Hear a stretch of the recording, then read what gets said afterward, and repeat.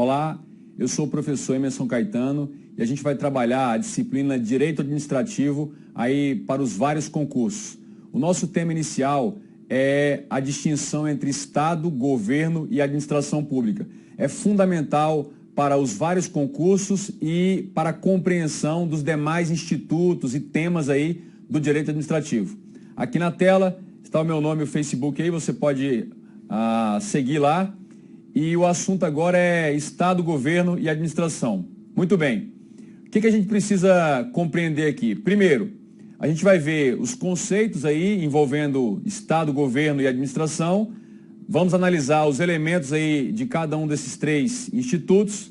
Teremos também os fins, os poderes e as funções essenciais, especialmente aí do Estado, a organização de cada um deles, a natureza e os princípios que envolvem cada um desses três institutos. Bom, esses temas que eu mencionei aí são sempre cobrados aí na maioria dos concursos. Você pode pegar lá no programa da disciplina do seu edital, de qualquer concurso, na maioria deles você vai encontrar esse tópico, Estado, Governo, Administração, e vai encontrar esses assuntos que são cobrados, exigidos. E sem contar que esses assuntos são fundamentais para você compreender outros institutos, outros temas no direito administrativo. Então vamos seguir aqui com a nossa análise. Muito bem. A respeito do Estado, a gente precisa ver aí o conceito de Estado. Mas antes de entrar propriamente no conceito de Estado, eu vou precisar que você tenha uma noção razoável, uma noção mínima, básica, sobre a teoria geral do Estado. Então vamos fazer aqui um pequeno resumo, bem sintetizado, do que é essa lógica aí da teoria geral do Estado. Vamos abrir aqui a nossa tela branca para fazer aqui a explicação. Vamos nossa tela branca, e aí a gente vê o seguinte, vamos colocar aqui, então a gente vai colocar aqui um resumo, o nosso resumo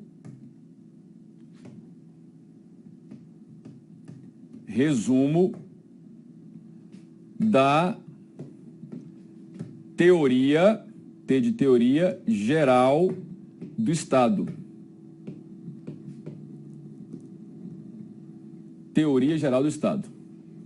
Isso aqui é fundamental para você compreender a relação entre Estado, Governo e Administração Pública. Muito bem. Então comigo aqui, olha. Essa teoria foi desenvolvida mais ou menos ali por volta do século XVIII por alguns estudiosos que ficaram conhecidos como os contratualistas. Entre eles a gente pode citar lá o Hobbes, o Rousseau, o Maquiavel, o Locke, são os mais famosos aí que estudaram aí a teoria e desenvolveram a teoria geral do Estado. O que eles fizeram? Eles começaram a analisar a sociedade europeia em que eles viviam ali mais ou menos por volta do século XVIII e começaram a tirar algumas conclusões e fazer algumas análises, sempre projetando para o passado. Até ninguém sabe onde ou quando, mas o que eles focavam, na verdade, era a evolução que permitiu eles conviver em grandes grupos sociais, em grandes coletividades. Então, a primeira constatação foi o seguinte: se nós, os contratualistas, estamos vivendo aqui no século XVIII, mais ou menos no século XVIII, em grandes coletividades de pessoas, é porque em algum momento os seres humanos começaram a se agregar em grupos, em tribos, clãs, e começaram a formar coletividades de indivíduos, de pessoas. Então vamos colocar aqui, os seres humanos começaram a conviver em coletividade. Eles chegaram a essa constatação. Então aqui suponhamos que cada pontinho desse, as dezenas, milhares, centenas de pontinhos desse, eram os seres humanos aí convivendo em coletividade. Então comigo, eles fizeram uma constatação óbvia.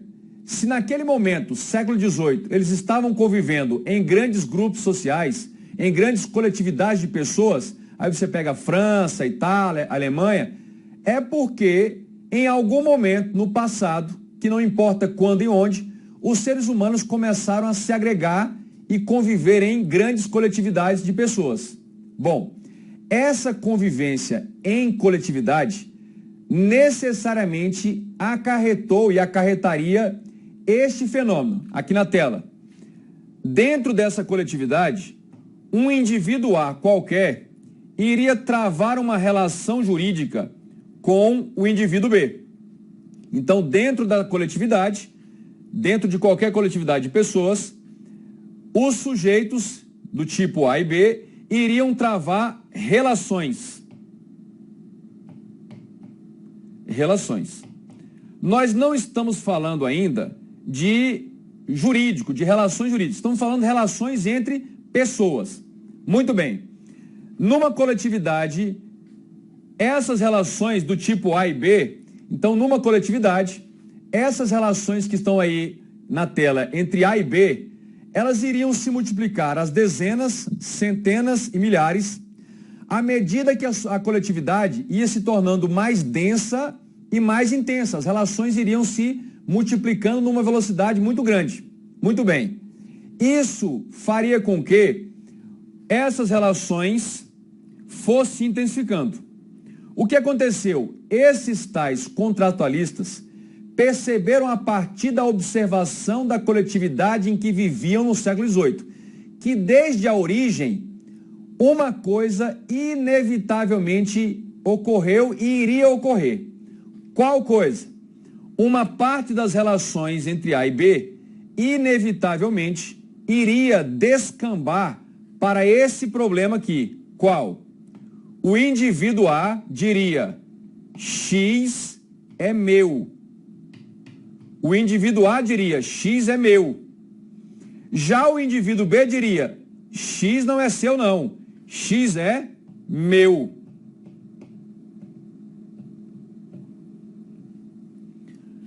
Diante de uma circunstância como essa, em que, numa relação entre A e B, os dois indivíduos estão conflitando por um interesse, estão desejando o mesmo objeto, a mesma situação, isso surge o que eles contratualistas denominaram, e nós também denominamos assim desde então, de conflito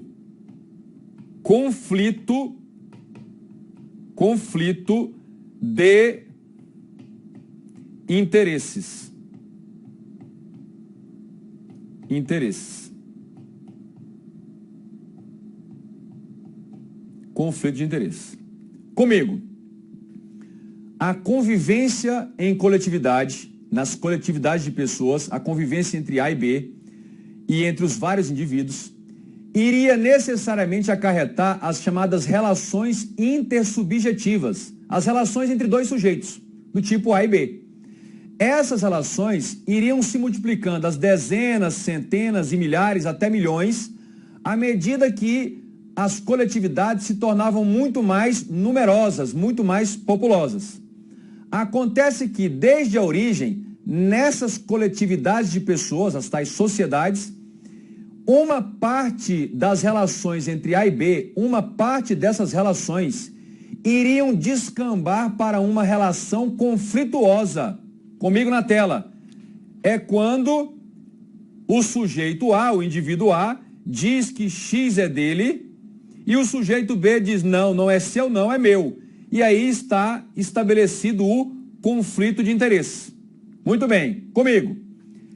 Esse conflito de interesse gera um transtorno dentro da coletividade que pode e certamente coloca em xeque a subsistência harmônica dessa coletividade. A situação pode gerar tamanho transtorno e incômodo que pode gerar até o interesse de membros dessa coletividade de desfazerem o grupo, cada um seguir a sua vida, porque a convivência harmônica é fundamental para a subsistência, a continuidade dessa coletividade. Muito bem, então esses tais contratualistas, os estudiosos lá do século XVIII, começaram a analisar e tentar identificar como esses conflitos, ao longo do tempo, vinham sendo desfeitos dentro da coletividade para que a coletividade subsistisse, permanecesse com uma harmonia mínima, com uma paz social mínima. Caso contrário, a perpetuação, a permanência desses conflitos, a multiplicação desses conflitos dentro da coletividade iria gerar uma desagregação social. A tendência de cada indivíduo procurar o seu rumo e desfazer a coletividade. Muito bem. Os tais estudiosos contratualistas identificaram inicialmente uma primeira forma, um primeiro mecanismo social, racional social, para desfazer esses conflitos. E eles chamaram essa forma, esse mecanismo de autocomposição. Autocomposição. Autocomposição. Comigo aqui. Você já deve estar se falando aí, nossa, esse professor é ruim demais, ele está falando, ninguém está entendendo nada. Calma. Eu estou montando um quebra-cabeça lógico para demonstrar a você, para mostrar a você uma situação fictícia, abstrata, uma coisa que só existe no mundo das ideias, que é essa noção de Estado. Eu preciso disso e você precisa muito mais. Então, paciência, que nós estamos montando aí um quebra-cabeça lógico e teórico, que ao final vai permitir você compreender plenamente de onde nasce essa ideia teórica, fictícia, de Estado. Muito bem, voltando aqui. Então, o conflito, primeiramente, os teóricos disseram, os contratualistas, ele era resolvido, os conflitos eram resolvidos pela autocomposição. O que é isso, autocomposição? Comigo.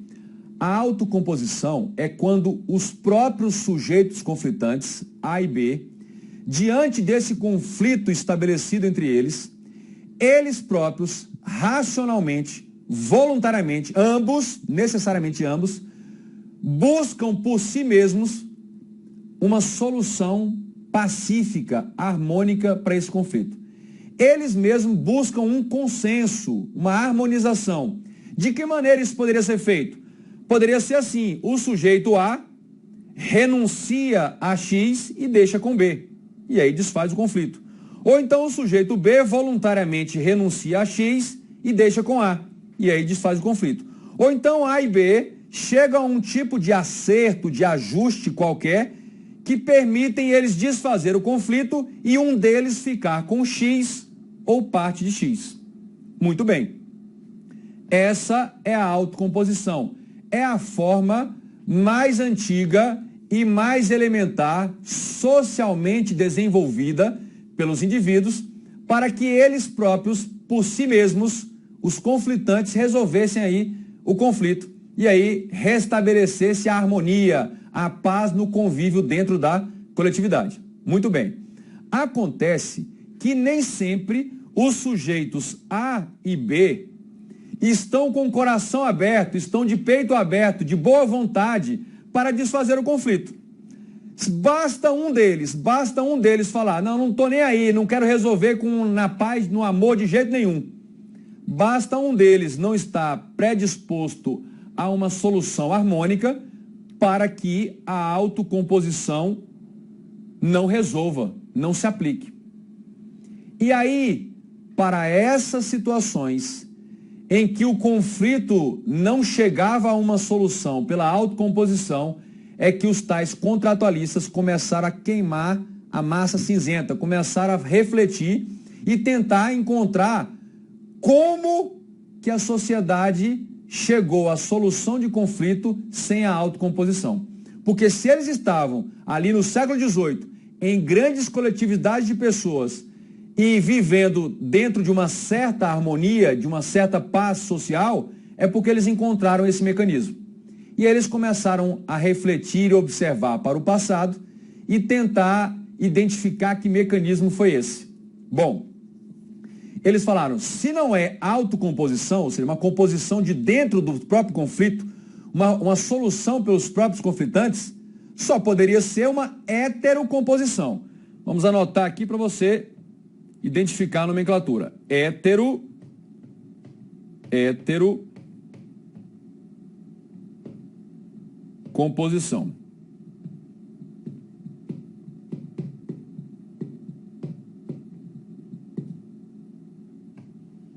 Heterocomposição. Tudo bem? O que é a heterocomposição. O que seria isso? É quando a composição, a solução do conflito, vem por alguém que esteja de fora para dentro, de fora da relação conflitante ou conflituosa. Mas só que para isso, para que haja uma heterocomposição, era preciso a existência de algo ou de alguém que pudesse se sobrepor, tivesse poder, autoridade, para se sobrepor aos indivíduos conflitantes. E aí, os tais contratualistas deveriam identificar, ou buscar identificar, que elemento é esse, que autoridade, que poder é esse que se sobrepunha aos indivíduos. Porque, em tese, dentro da coletividade, todos os indivíduos se equivalem.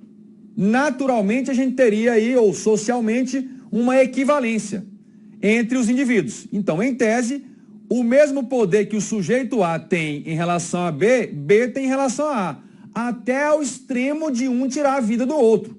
Mas, em tese, os indivíduos se equivaleriam ali na coletividade. Se A se associasse a um F, B poderia se associar a um G, e aí já equilibraria as forças novamente. Bom, então, os tais contratualistas, nos seus estudos, desenvolveram a tese que marcou aí, que os tornou conhecidos de lá para cá. Eles disseram, os indivíduos, à medida que começam a conviver em coletividade, eles começam racionalmente a perceber algo até de certo modo óbvio, que para viver em coletividade, você já não pode ter as mesmas e todas as liberdades que você teria vivendo sozinho no planeta. Para conviver em harmonia dentro de uma coletividade, você vai ter de abrir mão de suas totais liberdades para poder manter esse convívio. Então você, em outras palavras, o indivíduo na coletividade já não pode fazer qualquer coisa. Ele só poderá fazer até o limite de não causar um transtorno, uma violação aos interesses dos outros. Então, eles disseram, aos poucos, paulatinamente, os indivíduos que passavam a integrar, a formar um grupo, eles foram racionalmente percebendo que deveriam abrir mão de parcela de seus poderes e liberdades para fazer qualquer coisa e se dobrar a uma ordem mínima de convívio, a um conjunto de condutas que deveriam ser observadas para que vivessem em harmonia. Ao aceitarem a ideia de que cada indivíduo deve se dobrar a essa ordem mínima, é porque eles estão reconhecendo um poder que está acima deles. É como se algo invisível fosse poderoso o suficiente para submeter cada membro aqui da coletividade. Esse processo paulatino foi denominado, identificado e denominado pelos tais contratualistas como sendo aqui a setinha, pacto ou contrato, coloquem aí, pacto ou contrato social.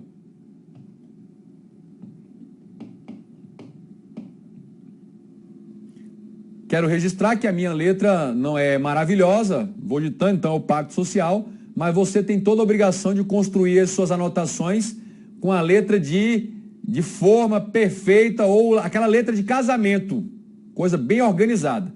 O que não é uma obrigação minha, mas para você sim, que você vai precisar reler esse caderno. Eu não. Eu já estou com tudo na cabeça, tranquilo, mas você faça aquela letra de casamento. Mostra para o pai, para a mãe que a videoaula está sendo produtiva, que você fez um material bem bonito. Muito bem, voltando. Esse processo paulatino que aos poucos gerou esse pacto social. Não foi uma reunião, uma votação. As pessoas foram aderindo paulatinamente à ideia de que deveriam se submeter a uma ordem mínima de convívio para estruturarem uma sociedade, uma coletividade harmônica. Então, é como se cada indivíduo estivesse se dobrando a um poder acima deles. Esse poder imaginário que eles aceitavam, não é um poder real, é uma coisa que eles passaram a aceitar. Esse poder é capaz de solucionar os conflitos. Esse poder é capaz de solucionar os conflitos.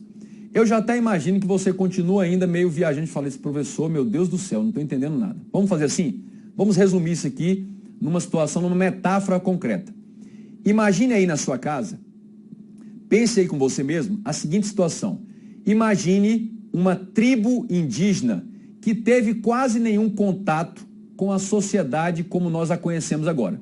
Quase nenhum. Bem rudimentar. Bom, lá nessa tribo que você está imaginando, tem um grupo de indivíduos convivendo numa coletividade. Podem ser com 10 índios, com 100 índios. Há uma coletividade. Onde há 2 ou mais, há essa coletividade. Beleza. Lá nessa tribo que você está imaginando, existe um poder, algo que se sobrepõe a cada um dos índios? Sim. Aqui eu estou imaginando aqui também. Sim. Bom, quem é esse poder aí na tribo que você está imaginando?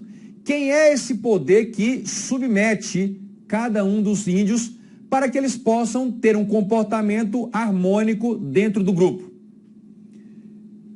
Pasmem, se você pensou o cacique, o chefe, o pajé, você errou. Esse poder não é o cacique, não é o pajé, não é o chefe. Ele não é o poder. O poder é algo que está dentro da cabeça dos índios.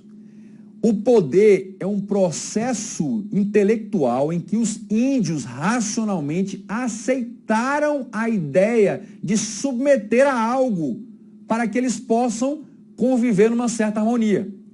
E aí depois eles escolheram um dos membros, pode ser mais antigo, carregou a tora mais... Escolheu um dos índios para exercer esse poder. E aí ele se tornou o cacique, o pajé, o chefe. Mas não é ele o cacique, o poderoso.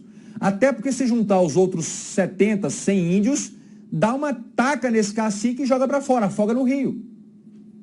Então o poder, essa ideia desse poder que está submetendo o grupo, é uma ideia fictícia. É uma aceitação paulatina dentro da cabeça dos índios. E aí escolher alguém para exercer, para representar esse poder. Mas esse alguém não é o poder. Ele exerce o poder. A mesma coisa acontece aqui nas sociedades, entre aspas, civilizadamente mais evoluídas, ou como queira. Tudo bem? Nós também aqui no Brasil, assim como na Argentina, na França, vivemos submetidos a essa ideia, a esse poder, porque formamos aí o nosso pacto ou contrato social. Agora, desde o século XVIII, os teóricos identificaram esse poder que eu creio ter mostrado a vocês, essa coisa fictícia, e eles denominaram esse poder de Estado. Essa coisa que brota aqui, essa coisa que brotou aqui, eles chamam de Estado. O Hobbes chamou de o Leviatã. Uma coisa tão poderosa, um gigante que não dá nem para mensurar. É o Estado. Então, o Estado nada mais é do que esse poder invisível que nasceu do próprio povo, da própria coletividade, ao qual nós nos dobramos, nos submetemos. Agora, esse poder, como é uma mera ideia, uma coisa fictícia, ele precisa do seu cacique, ele precisa da pessoa ou das pessoas que o exerça. E aí nós passamos a denominar teoricamente quem exerce, quem é escolhido para exercer esse poder, esse grupo de pessoas e estruturas escolhidas ou montadas para exercer o poder, nós chamamos teoricamente de governo. Nós chamamos de governo. Nós chamamos de governo. Volto a lembrar, você tem de anotar com aquela letra perfeita, letra de convite de casamento. Muito bem. A minha tudo bem, a minha pode ser bagunçada. Então, é o governo. A coletividade, voltando, recapitulando, coletividade se organizou social e politicamente, paulatinamente foram aderindo àquela ideia de se submeter a uma ordem. Isso deu origem ao pacto social, ou contrato social, fez surgir um poder acima de cada um dos indivíduos e da coletividade deles, indivíduos. Esse poder que nasce passa a ser denominado teoricamente de Estado. Esse Estado está sob o comando, esse poder chamado Estado é exercido, está sob o comando de alguns escolhidos que a gente chama de governo, elemento de governo. Agora, esse Estado se manifesta concretamente para realizar o interesse coletivo, ele se manifesta concretamente por meio de uma estrutura que a gente chama de a máquina administrativa do Estado. Essa estrutura a gente vai chamar aqui, resumir como ADM, que é a administração. É uma estrutura organizada e montada de órgãos, de entidades que são pessoas jurídicas autônomas e de agentes, principalmente, que organizadamente vai se manifestar exercendo alguns poderes estatais com o objetivo de realizar o interesse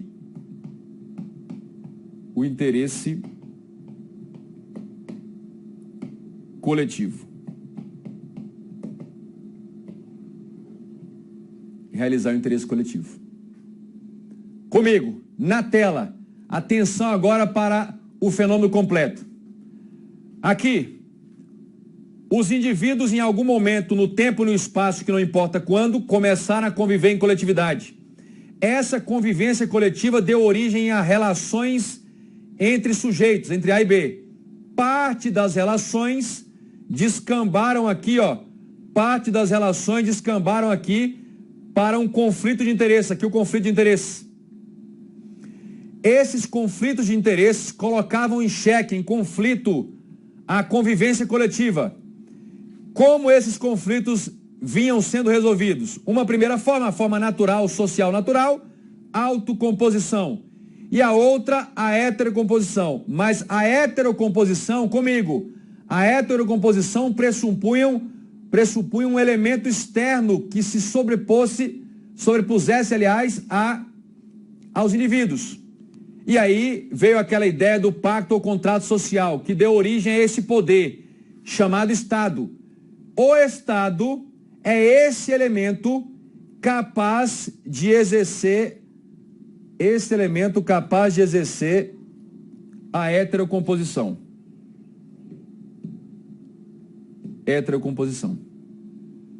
Então, nasce aí essa estrutura e ela agora, sob o comando do governo e atuando pela máquina administrativa, estrutura administrativa, ela pode agora apresentar uma solução para o conflito, dizer que X fica com A ou com B e impor, tem o poder para impor a solução aos dois, que devem se dobrar, se submeter à solução. E aí, com isso, ocorre aí a heterocomposição. Detalhe, para que o Estado exerça a sua função de Estado juiz, Estado jurisdição, para que ele venha com a sua solução de heterocomposição, basta que um dos conflitantes se dirija ao Estado e peça ao Estado: Estado, eu quero que você resolva esse conflito entre mim, o sujeito A, e o sujeito B, que não está querendo chegar a nenhum tipo de acordo. Basta um deles requerer o Estado, que aí o Estado exerce aí o seu monopólio da jurisdição e vai apresentar a solução. E aí agora eu já não preciso mais da autocomposição apenas para resolver. A autocomposição continua existindo, mas não se chegando a uma solução do conflito por autocomposição, qualquer um dos conflitantes que primeiro pedir ao Estado a solução, o Estado vem com a solução. Claro que aquele que pedir ao Estado, o sujeito que primeiro pedir ao Estado, não necessariamente vai ganhar o X. Pode ser que ele peça e o Estado diga: não, a razão é com outro sujeito. Mas isso não importa, mas ele vai solucionar o conflito. E aí nasce o Estado. O Estado nasceu como uma ferramenta tão importante, tão boa, que agora, além de trazer a heterocomposição, a solução dos conflitos, ele já pode editar as leis, as normas antecedentes orientando as condutas. Ele pode legislar. E já pode administrar também os interesses coletivos. Então nasce com a função de legislar, administrar os interesses coletivos, os serviços coletivos e julgar. A gente trata disso mais à frente. Mas essa aí é a ideia, é o resumo da teoria geral do Estado. Lembrando que governo e administração estão intimamente correlacionados, mas não são a mesma coisa. A gente vai diferenciar isso aí, é muito importante. Muito bem, encerramos aqui o nosso primeiro bloco. Tivemos aí uma boa noção da teoria, do resumo da teoria geral do Estado, com a noção suficiente aí para os concursos, para compreender a matéria do que é o Estado, o que é o governo e o que é a administração pública. No próximo bloco a gente continua para desenvolver cada um desses elementos aí do direito administrativo.